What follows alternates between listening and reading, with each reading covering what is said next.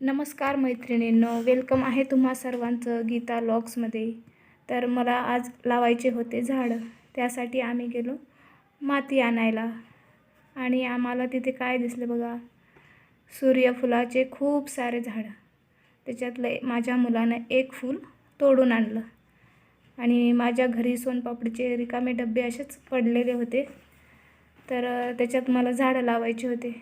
त्याच्यासाठी मी त्याला आधी होल करून घेतले खालून, नंतर काळी माती टाकली सुरुवातीला आधी, नंतर झाड पिशवीतून काढून झाड डब्यात ठेवलं, वरून मग परत काळी माती टाकली।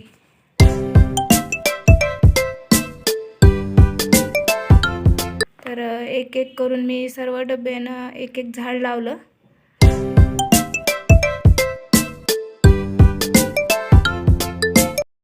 मला झाडं लावायला खूप आवडतात आणि घरात झाडं असले की कसं करमतं पण, त्यामुळं झाडं लावायची आवड मला आधीपासूनच आहे।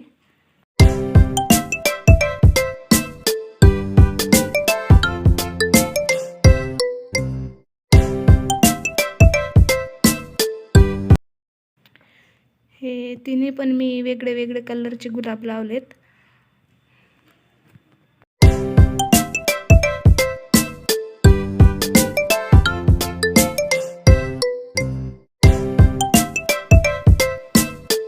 माझ्याकडे एक मोठी बॉटल होती पाण्याची, त्याची वरची साईड कापून मी त्याच्यात पण माती भरलेली होती आणि त्याच्यात मला लावायचे होते मोगऱ्याचे झाडं।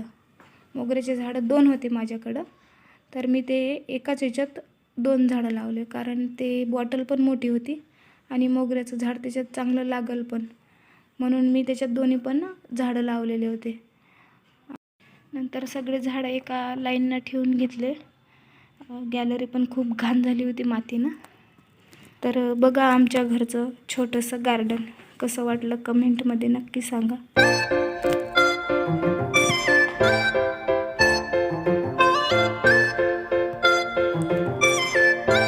आणि आता मला गॅलरी धुवायला खूप वेळ लागणार आहे, कारण गॅलरी मातीनं खूप घाण झालेली आहे। तर बघू शकता, असं दिसणार आहे आमच्या घरचं छोटंसं गार्डन। वातावरण पण छान झालेलं होतं। व्हिडिओ आवडल्यास लाईक करा, शेअर करा, सबस्क्राईब करा। धन्यवाद।